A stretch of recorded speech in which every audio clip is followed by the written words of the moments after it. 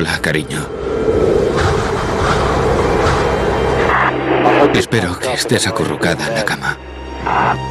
En las alturas del Everest, en la zona de la muerte, con pocas esperanzas de rescate, un alpinista llamó a su mujer. Estamos deseando cuidarte cuando vuelvas a casa, porque te van a encontrar. Intenta no preocuparte demasiado. Ya se habían perdido 7 vidas en la tormenta más mortífera del monte Everest.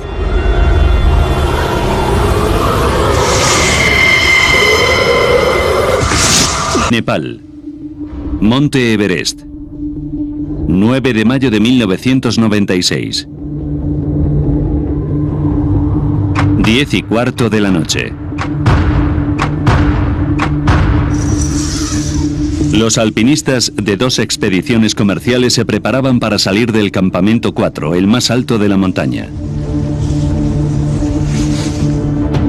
Los equipos llevaban 4 semanas ascendiendo desde el campamento base del Everest. Desde el campamento 4 iniciarían su asalto final al pico de 8.850 metros. Neil Weidelman era guía de la empresa comercial de escalada Mountain Madness. Saqué la cabeza de la tienda. Hacía mucho frío, pero estaba despejado y los vientos no eran fuertes. Y justo antes de la medianoche nos pusimos los crampones y ayudamos a los clientes a prepararse. 11:45 de la noche. 14 escaladores se preparaban para subir al pico más alto del mundo. Conducidos por 6 guías profesionales. Lucas Iske había contratado los servicios de otra empresa, Adventure Consultants. Toda tu fuerza mental y física se centra en tu siguiente paso. No importa nada más. No importa que estés deshidratado. No importa que estés desnutrido. No importa que te falte el oxígeno. Es la voluntad la que te hace llegar a la cima.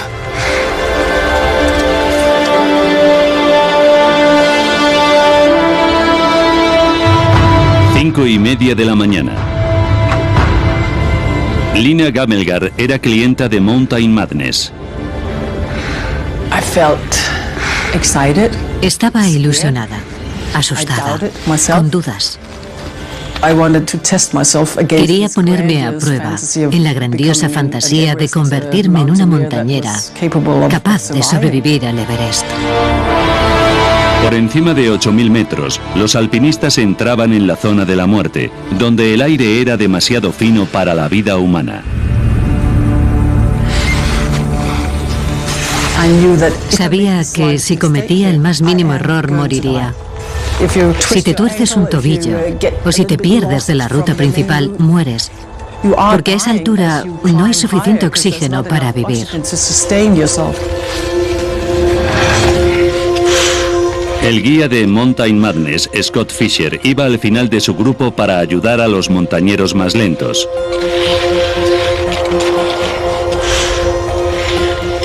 El guía de Adventure Consultants, Rob Hall, realizaba la misma función en su equipo. Rob había subido al Everest 7 veces ya. Era un experto y le contratamos también por su capacidad de liderazgo. Para los primeros alpinistas el ascenso empezaba a ser más técnico.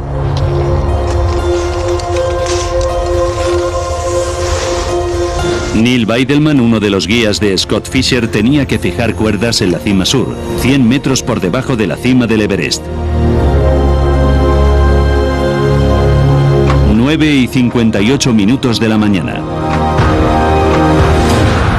Coloqué todas las cuerdas que tenía y llegué a la cima sur. Y entonces me di cuenta de que los más rápidos podrían llegar a la cima, pero probablemente no todos. Los equipos habían previsto llegar a la cima a la 1 de la tarde para poder descender antes del anochecer. Pero los escaladores se empezaban a aglomerar esperando usar las cuerdas.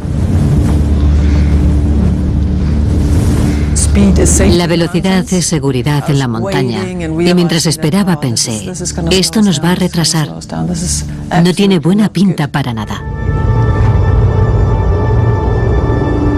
Casi todos los escaladores habían llegado a la cima de la arista sur.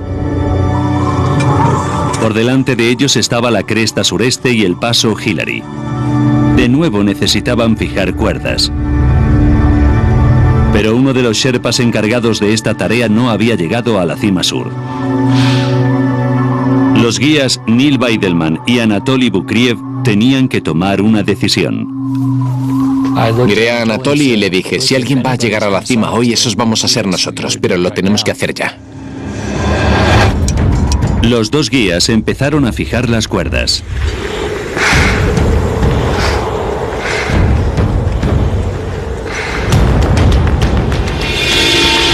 Los primeros escaladores atravesaban la cresta sureste.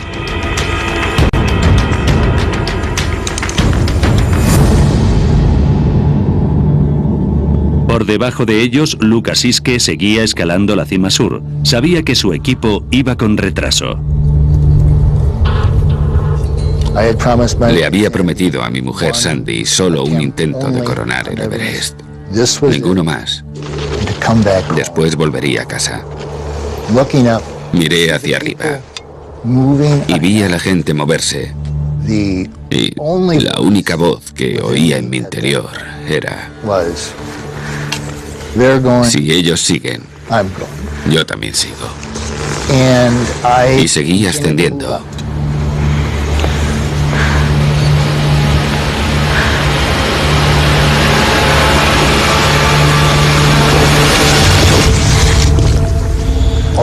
De repente, me caí de rodillas. Agarré fuerte el piolet. Y todo se quedó en silencio. Un silencio sepulcral. Y empecé a oír otra voz. Creo que era la voz de mi corazón. Y creo también que era la voz del corazón de Sandy.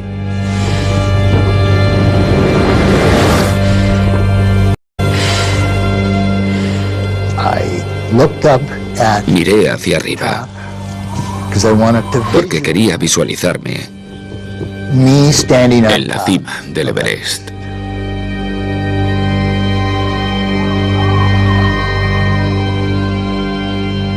Algo que nunca iba a pasar y un lugar que nunca iba a pisar.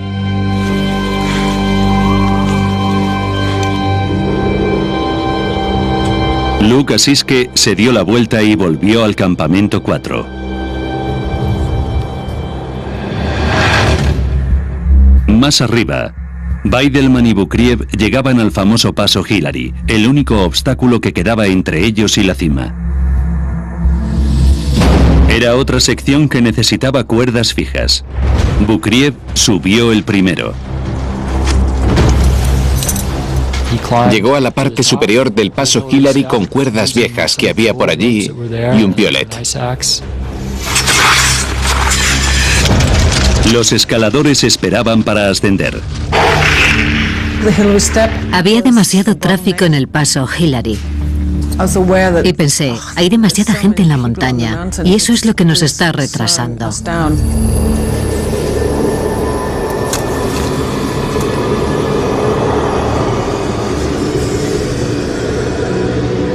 1:07 de la tarde. Sobre el paso Hillary, Bukriev seguía ascendiendo hacia la cima del Everest.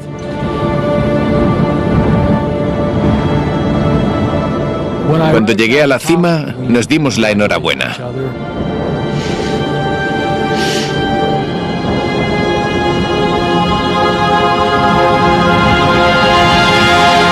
Parte de su función era hacer que los clientes que llegaban a la cima hicieran el descenso rápidamente.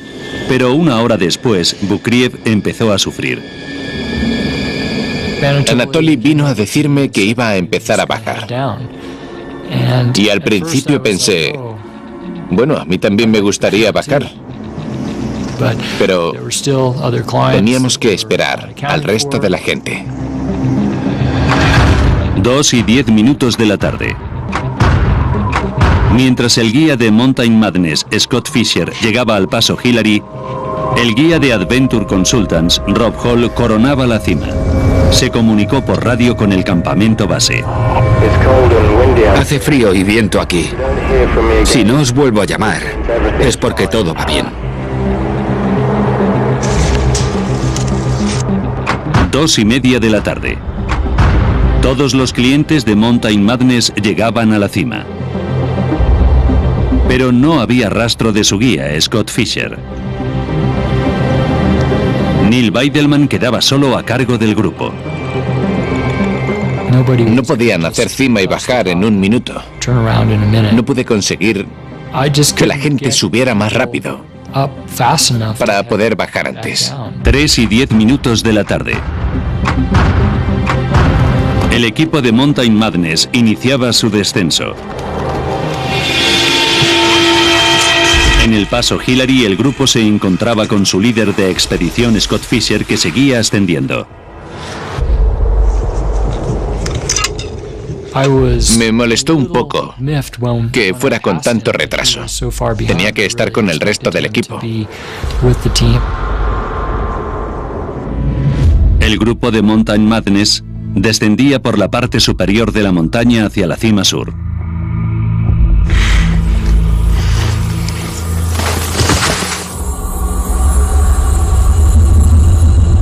Fue allí cuando por primera vez tuve sensación de miedo. Weidelman notó un cambio importante en la climatología de la zona inferior.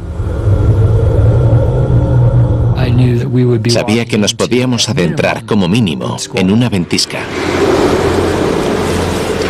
Después de 16 horas de escalada, las reservas de oxígeno empezaban a escasear.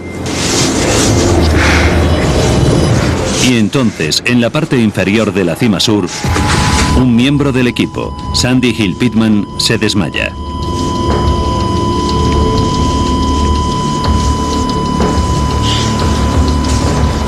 Le suministraron una dosis de emergencia de esteroides, dexametasona. Cuando llegué, Sandy casi no podía hablar. Balbuceaba como podía con la mascarilla. Miré su bombona y le quedaba un poco de oxígeno, pero casi nada.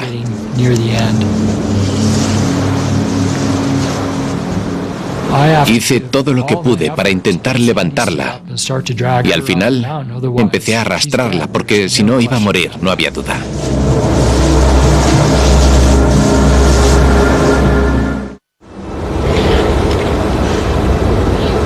La cumbre. 3:40 de la tarde. El guía de Mountain Madness, Scott Fisher, finalmente lo consiguió. Su Sherpa guía le esperaba.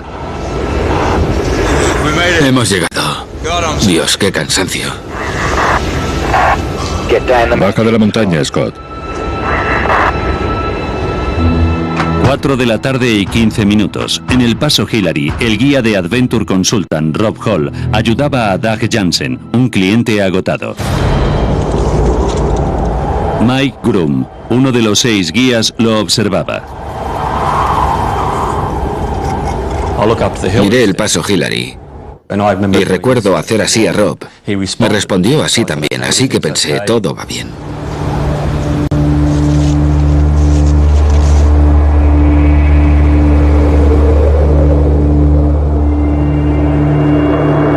Pero 15 minutos después, Rob Hall llamó por radio al campamento base. ¡Nos hemos quedado sin oxígeno! ¡Estoy con Doug! ¡Y se ha desplomado en el paso Hillary! ¡Necesitamos que nos traigan oxígeno de la cima sur! A 800 metros de distancia, Rob Hall estaba con Doug Jansen descendiendo del paso Hillary.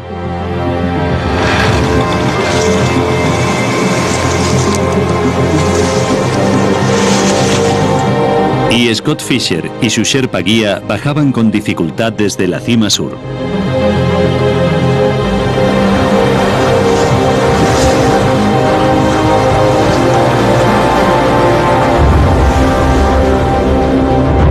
Por debajo de ellos, Mike Groom y Neil Weidelman se acercaban al Collado Sur, donde se desencadenará finalmente la tormenta. 7 en punto de la tarde.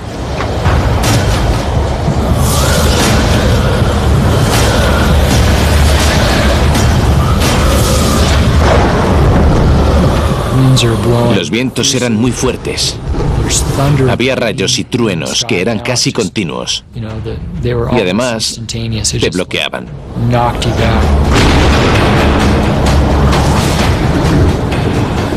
El viento nos estaba haciendo mucho daño. Y había oscuridad, viento, nieve y hielo. Habíamos perdido la orientación y toda la visibilidad. Lina Gamelgar estaba con ellos. Todo el mundo se había quedado sin oxígeno, y eso es como cuando te quedas sin electricidad. La gente se desmayaba y los demás no podíamos arrastrarles.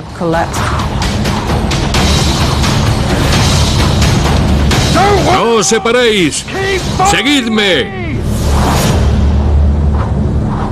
A ambos lados del Collado Sur hay unos precipicios muy abruptos y tuve la sensación, la premonición, de que si no parábamos y nos reagrupábamos, caeríamos por ellos. 10 en punto de la noche. Los 11 alpinistas se apiñaron. Nos apiñamos para entrar en calor y estar protegidos. Y nos golpeamos entre nosotros para estar despiertos. Es pura supervivencia. ¡No paréis de mover los brazos y las piernas! ¿No quiero morir? Tuve que luchar contra las ganas de dormir y no volver a despertar.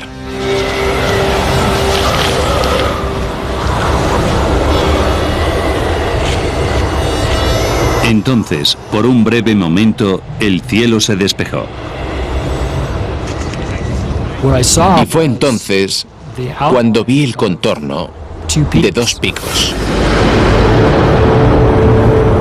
Era la oportunidad que estábamos esperando. Era nuestra oportunidad. Los picos sirvieron de orientación a los escaladores. Se pusieron en marcha hacia el campamento 4. Pero algunos estaban tan agotados que apenas podían tenerse en pie. ¡Si no podéis andar, arrastraos! Los guías decidieron dejar atrás a los que no podían moverse. Era lo lógico, si no, probablemente hubiéramos muerto todos. ¡Permaneced juntos! ¡No os separéis! ¡Yo voy a pedir ayuda! Groom y Weidelman intentaban ayudar como podían a los que no podían caminar. En ese momento, éramos los únicos capaces de movernos. 5 personas se quedaron atrás.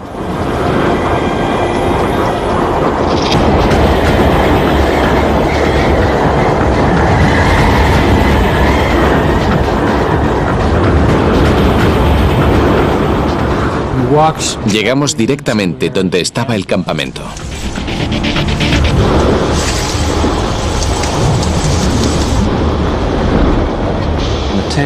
Se abrió la tienda y alguien me arrastró dentro. Y recuerdo que me rompieron el hielo de la cara. Y me tiraron un par de sacos de dormir encima, y eso es lo último que recuerdo. Temblaba de forma tan incontrolable que estaba claro que si salía, sería otra víctima. Lina Gamelgar informaba a Anatoly Bukriev de la ubicación del grupo que habían dejado atrás. Le dije a Anatoly, están muy cerca, tienes que caminar en esa dirección para encontrarlos.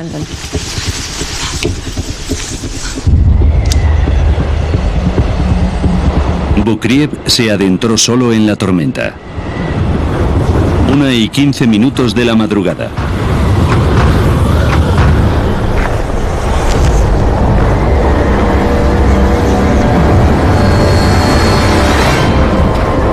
Guió a un miembro del equipo a punto de perder la conciencia al campamento 4.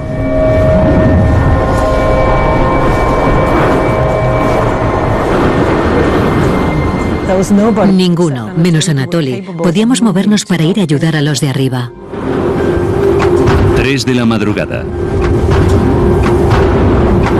Bukriev guiaba a 2 escaladores más al campamento.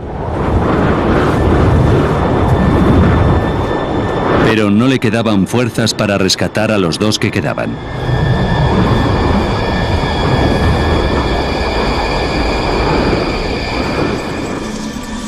En ese momento, Anatoly se desplomó. No pudo más.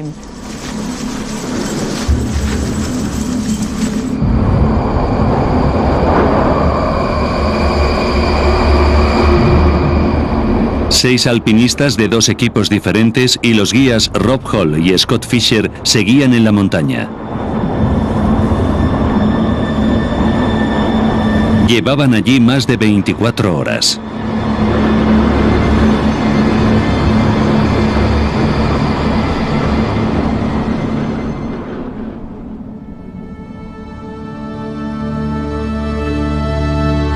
...11 de mayo de 1996... A 365 kilómetros del campamento base, los Sherpas intentaban rescatar a Scott Fisher. Encontraron a Scott y apenas podía respirar, pero no respondía a nada. Creían que era imposible bajarle.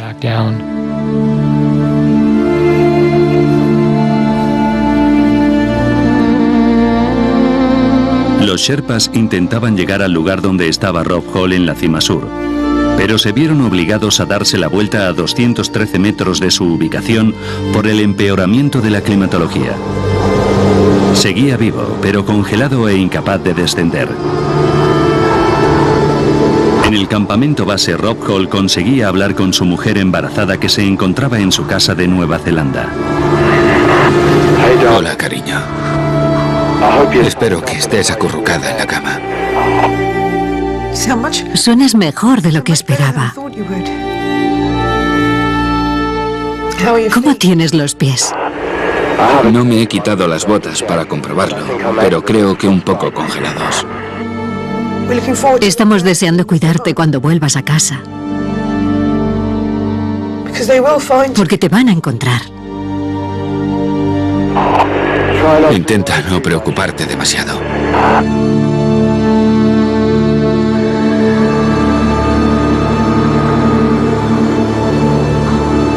No se volvió a saber nada de Rob Hall.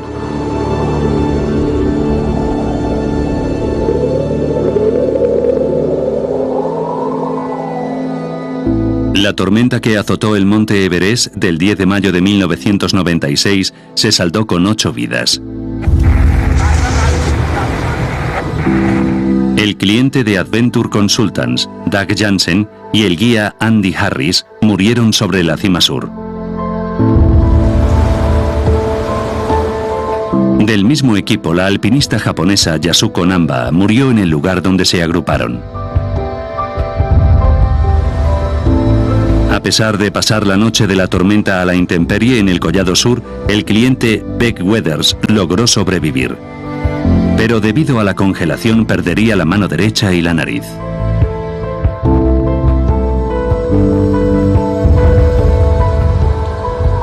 El cuerpo del guía Rob Hall fue encontrado bajo la cima sur el 23 de mayo.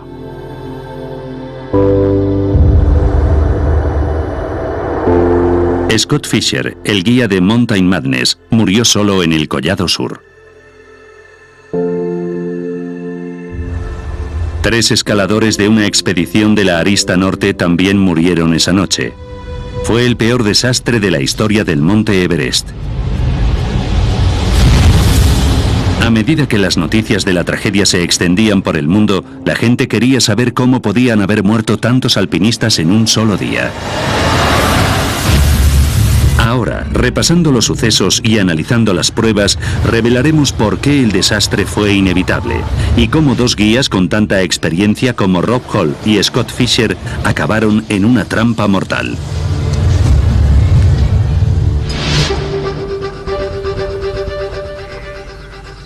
Alan Hinks es uno de los pocos montañeros de élite que ha conseguido hacer cima en las 14 montañas del mundo que están a 8.000 metros por encima del nivel del mar. El Everest, la más alta de todas, está a 8.850 metros. Estar a 8.000 metros de altura es como estar en otro mundo. Es un poco como cuando tienes fiebre y resaca e intentas correr una maratón. Todo supone un enorme esfuerzo, incluso pensar o moverte. El 9 de mayo de 1996, Alan Hinks formaba parte de una expedición británica en el lado norte del Everest. Se vieron obligados a posponer su intento de cima cuando se desencadenó la tormenta. Según Alan Hinks, el desastre del otro lado de la montaña fue provocado por una serie de errores de cálculo fatales. En 1996 se tomaron decisiones críticas en el Everest. Algunas fueron acertadas y otras no. Todos los intentos de coronar cimas altas tienen una hora límite, un tiempo para llegar y volver a bajar. La hora límite aceptada del Everest es la 1 de la tarde. Si se sale hacia el campamento base más tarde, los riesgos se multiplican. Las horas límite son importantes porque si no las cumples te vas a cansar más y te vas a quedar sin oxígeno. Retrasar el descenso después de la 1 también significa regresar de noche. No puedes ver bien, ni siquiera con los frontales. Y a eso hay que añadir la desorientación y la fatiga que provocan las altitudes extremas. Ese mismo día en el Everest, el clima empeoró rápidamente. Cuando anochece, hace mucho más frío. Posiblemente se llega a los 40 grados bajo cero. Y en una tormenta con viento se puede llegar fácilmente a 60 grados bajo cero. Y eso te quita la vida. Así que hay que cumplir el horario. Antes de iniciar el ascenso de 1996, ambos grupos fijaron la 1 como hora límite. Teníamos que estar en la cresta al amanecer. Teníamos que estar en la cima sur a las 10 o antes. Y en la cima a las 12. La hora límite máxima era la 1 en punto. Era la hora a la que debíamos irnos de la cima. Era la hora máxima, la última hora para irnos. Pero a la 1 del 10 de mayo, ningún alpinista de ninguna expedición había llegado todavía a la cumbre del monte Everest.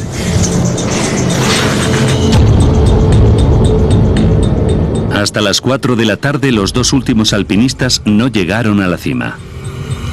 Uno de ellos era Rob Hall, el guía de Adventure Consultants, y quien había fijado el tiempo límite a la 1 de la tarde. Alan Hinks quería saber por qué se produjeron esos retrasos para llegar a la cima. El mayor retraso del ascenso había sido por embotellamientos en dos secciones de la subida, debajo de la cima sur y en el paso Hillary. Las dos partes más difíciles de la subida que además exigen cuerdas fijas. Las cuerdas fijas son necesarias en el Everest para asegurar que la gente no solo suba, sino que baje de forma segura. Evidentemente, alguien tiene que subir antes y fijar cuerdas en las partes más empinadas. Cuando los clientes llegaban a la parte inferior de la cima sur, no había cuerdas fijas. El plan era que Lobsang, nuestro Sherpa guía y el Sherpa guía de Rob, salieran 2 horas antes que nosotros para tener más tiempo y fijar las cuerdas. Pero mientras los alpinistas esperaban, Weidelman vio que el Sherpa Lobsang tenía síntomas de mal de altura. Vi a Lobsang sentado con los codos sobre las rodillas y vomitando. Así que cogí la mochila de Lobsang y saqué todas las cuerdas que había. Lobsang no se pudo recuperar para adelantarse al grupo y fijar las cuerdas. Según Alan Hinks, el que no se fijaran las cuerdas demuestra que el propio plan fallaba. Enviar a 2 Sherpas a fijar las cuerdas un par de horas antes de que el resto del grupo saliera hacia la cumbre es muy arriesgado. Si una de esas 2 personas se ve afectada de forma radical por la climatología, es imposible fijar las cuerdas. Los guías Anatoly Bukriev y Neil Weidelman tuvieron que encargarse de fijar las cuerdas. Y los alpinistas de los dos equipos se vieron obligados a esperar hasta que terminaron. Actualmente, para reducir los retrasos en el Everest, se envía un equipo de avanzadilla para asegurarse de que la montaña está preparada antes de que salga nadie, y también tiene que haber por lo menos 2 cuerdas, una para subir y otra para bajar. Pero en 1996, aunque las cuerdas se habían fijado antes, con 33 alpinistas intentando hacer cumbre, las colas se habrían seguido formando.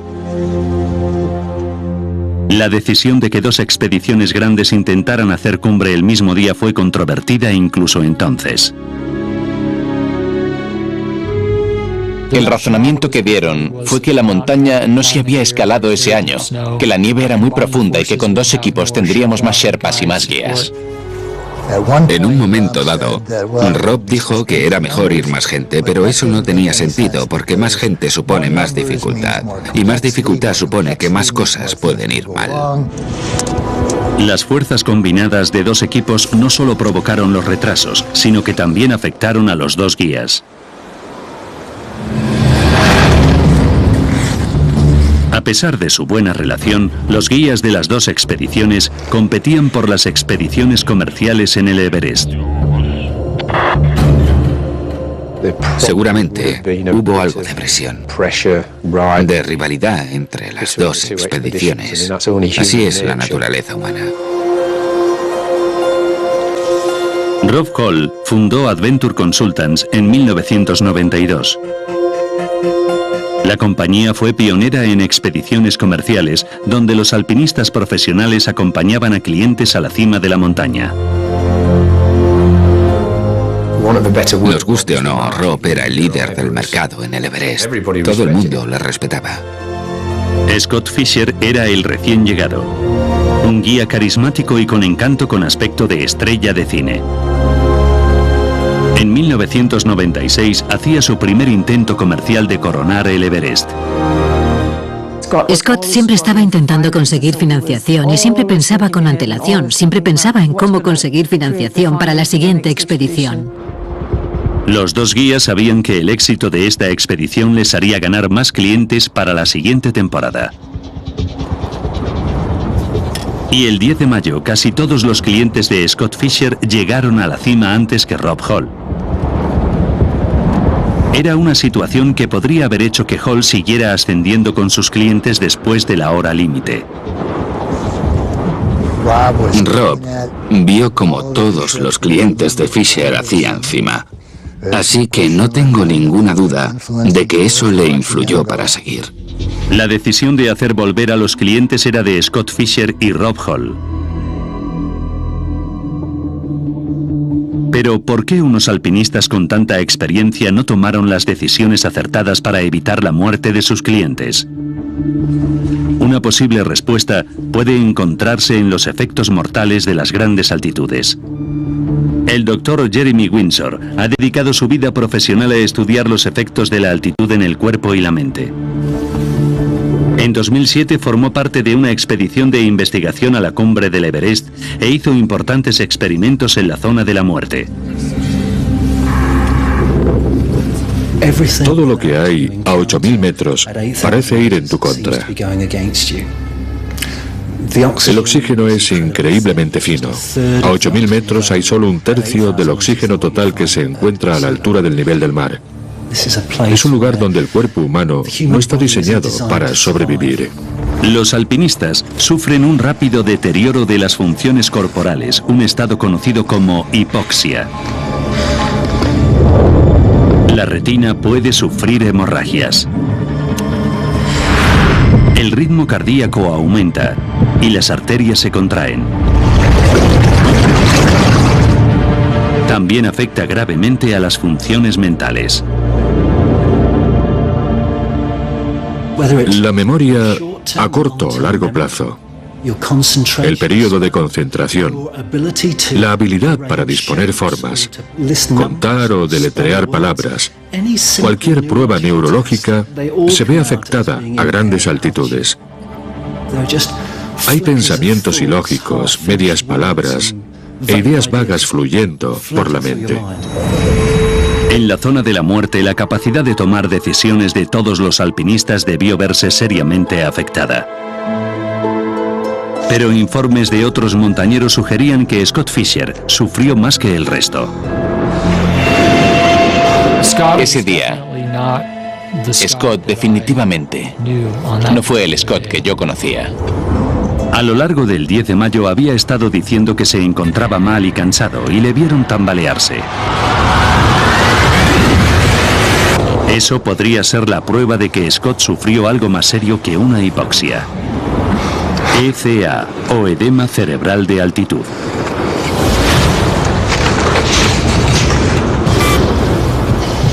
Es una enfermedad que sufren 1 entre 100 y 1 entre 1000 cuando se pasa tiempo a más de 6000 metros. Se acumulan fluidos en el cerebro y el cerebro empieza a inflamarse. Entonces empezamos a ver los síntomas neurológicos. Disminución de coordinación y pérdida de equilibrio. Puede acabar en pérdida de conciencia y en última instancia puede ser mortal. Scott Fisher fue encontrado con el traje térmico desabrochado y según su Sherpa Lobsang, hablaba de forma irracional. Decía que quería quitarse el arnés y saltar de la cresta o algo así. En fin, cosas que los alpinistas no dicen. Así que puede que tuviera edema cerebral.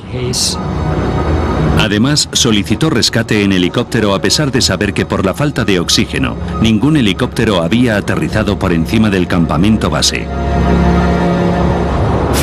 Que un hombre con tanta experiencia y talento solicitara un rescate en helicóptero refleja que estuvo en un estado lamentable en esas últimas horas, cuando estaba con Lobsang.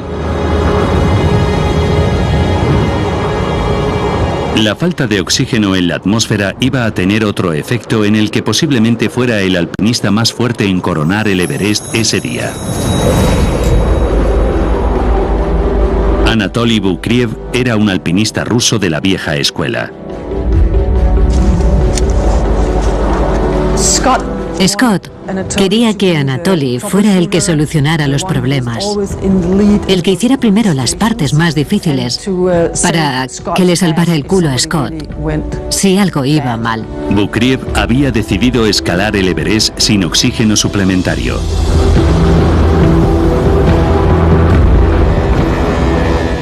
El oxígeno artificial te mantiene caliente, te hace tomar mejores decisiones porque tienes más oxígeno para el cerebro. Lo que los clientes buscan en un guía es una persona con más fuerza, experiencia y conciencia que ellos mismos para que pueda mantenerles seguros y ayudarles. Si decides escalar sin oxígeno y tu cliente lleva oxígeno, está renunciando en parte o puede que totalmente a esa ventaja. La falta de oxígeno hizo que Bukriev no pudiera estar en la cumbre mucho tiempo. Su ayuda durante el descenso hubiera supuesto una gran diferencia. Ojalá Anatoly hubiera estado con nosotros en vez de hacer el descenso solo. Puede que hubiéramos podido llegar al campamento antes de la tormenta. Pero hay una cosa cierta. Cuando se desencadenó la tormenta, Bukriev fue indispensable. Anatoly hizo un esfuerzo muy heroico porque volvió y salvó muchas vidas. Lo que hizo fue sobrehumano.